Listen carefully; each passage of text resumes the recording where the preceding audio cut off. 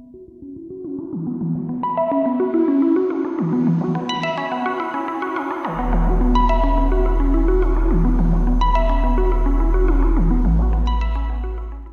what's up? It's your boy, 24/7 here with 24/7 Fusion Media. And James Gunn just dropped his 8 to 10 year plan during a 6-minute video outlining what he has going on for the beginning of the DCU. He starts off by saying that we'll be getting Shazam. Then we'll be getting Flash, which he called a fantastic movie, which resets the DC universe. Afterwards, we'll be getting Blue Beetle, then Aquaman 2. Now, he begins to talk about Chapter 1, Gods and Monsters, starting with Creature Commandos. Now, from the look of this, there's a few familiar faces that I recognize. Of course, there's Weasel, Dr. Phosphorus. I recognize Frankenstein, looks like the Bride of Frankenstein, GI Robot, and this is one or two individuals here all the way to the left. That is either Sergeant Rock himself or that is Tom Strong. So I think that'll be very interesting to see how that'll work. Especially since, he mentioned that a lot of these characters that we'll see, whether in animation or in live action. For an example, you have Sean Gunn, who is the Weasel in the Suicide Squad. And then you see him here as the Weasel in the Creature Commandos.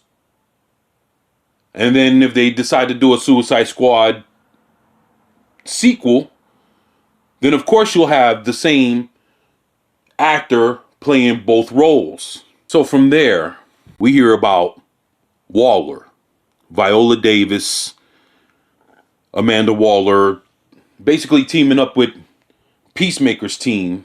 And to be honest, Amanda Waller is a character that nobody's never really fucking liked in comic books.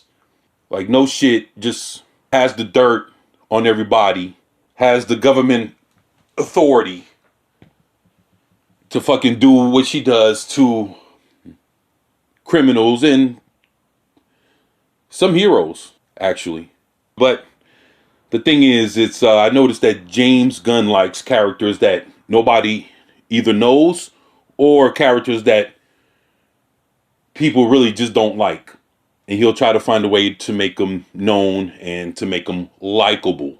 So we'll be getting a lot of that. Now from there, we'll be getting into what he called the true beginnings of the DCU, which starts with Superman Legacy.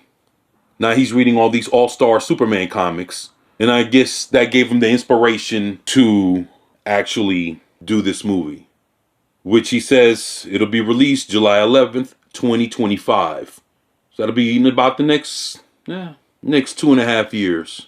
To be honest, I don't know what to really say about any of this so far, but let's keep going. We have Hal Jordan, Jon Stewart, in a show called The Lanterns, which we don't know if it's the same show that was actually in development on HBO Max, or if this is something completely and entirely different.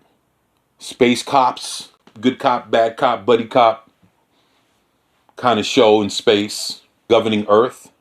Yeah, I guess we'll see how that goes. Then we come with The Authority, anti-JLA. I'm thinking this is going to be more of something along the lines of The Watchmen meet the Suicide Squad. I'm not sure what to really make of this. I know it's going to have its LGBTQ representation because they have the gentleman all the way at the bottom where you can see the black and with his black mask. If I'm not mistaken, he's the Authority's version of Batman, but he has a boyfriend. I wonder how they will attack someone that's ferocious as the Batman, but he's loving the guys. It's funny how this is Wildstorm related, and James Gunn is actually gonna try to force it into the DCU. It came and it went. Nobody really cared about the Authority, and from what I remember, they had Superman in the Authority comic book that came out last year. Very underwhelming. They've been out since 1999. Nobody's really heard of them, and if you have, you didn't give a shit. There's a reason why. Again, James Gunn will have you liking the unlikable and all this other shit. So whether you like it or not, he's gonna make you like it, and at the end, you're gonna love it, right? What a guy. Then from there, we get Paradise Lost, which is a Game of Thrones style movie about the women of Themyscira. My whole thing is, if he really understood the history of Themyscira, then he wouldn't try to play it like a Game of Thrones style show when they deal with Zeus and Hades and Hercules. Now, if you're dealing with the gods, why would you do it Game of Thrones style when you have all this at your disposal?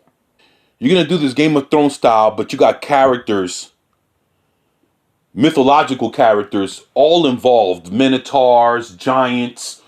You got everything from mythology to work with, not just regular folk from Game of Thrones and a couple of fucking dragons. You got some real stuff here. So, I don't know. They're thinking small-minded, in my opinion. Then from there, now you got this Brave and the Bold with Damian Wayne and Batman. It's supposed to be the beginning of the Bat family, but to be honest, to see that James Gunn decided to greenlight his most favorite Robin, I don't like Damian Wayne. I don't like him. But you're gonna pass up all the Robins, Dick Grayson, Jason Todd, Tim Drake, just for Damian? And basically at this point, we still don't even get a Batman in his prime. We get a Batman who already has a son. So do you know how much stuff has been passed up just to get to this? And this is where James Gunn wants to start the Bat family and Batman with this. Okay. Then we get Booster Gold. Now, I could understand why they'd want to do a Booster Gold TV show. I wonder if it'd work better as a cartoon. But to be honest, the possibilities are endless. And Booster Gold is a pretty cool character. That means hopefully we'll get to see Blue Beetle, Ted Kord, Blue Beetle. And hopefully that would bring, Ted Kord, Blue Beetle can actually be a character that you can see between teenager Blue Beetle and Booster Gold. I would love to see him around. Great character. Then from there, you get Tom King's Wonder of Tomorrow starring Supergirl, which they plan to make. This is an Elseworld deal that they plan to make into an actual movie. Yeah, hopefully they take this shit and put it with Teen Titans Go and the Batman. Because basically we're going to be seeing a story of Supergirl that actually never happened. So this has to be an Elseworld kind of thing. And the fact that you're getting material from Tom King, that lets you know where James Gunn is at. So I'm not watching anything from Tom King. I don't give a fuck who directs it, who does the script. The fact that it's the Tom King story, they already lost me with that. And then last but not least, we get Swamp Thing, right? I always liked Swamp Thing. Didn't think they should have canceled his show that they had going a few years ago, but they did. And they did it for J.J. Abrams because of what he was going to do with Justice League Dark. But that never kicked off because J.J. Abrams is a piece of work. And luckily his trash never made it to any kind of screen at all concerning these superheroes. It'll be good to see Swamp Thing come back. But other than that, to be honest, when you look at the whole lineup of DCU stuff coming, It's all underwhelming. And it's a lot of shit that nobody didn't want. But since these are all James Gunn's little pet projects that he's been writing and working on for a while or whatever, regardless if he was the boss or not, Warner Brothers was going to greenlight his stuff anyway. So what do we have here? I don't know, but it's nothing to write home about. I just basically yawned through this whole thing. Yeah, so if for anybody that's getting excited over this, he didn't give anybody anything that they wanted. Do we get a Batman? Yeah, we get a Batman. But it's not Batman in his prime. Superman. That might be interesting. To be honest, I'm disappointed. And for this to have been everything that people thought it was going to be, ended up not being shit. So that's my take. That's how I feel. You guys, let me know what you think about this in the comment section below. And as always, it's your boy, 24/7 here with 24/7 Fusion Media. And I'm out. Peace.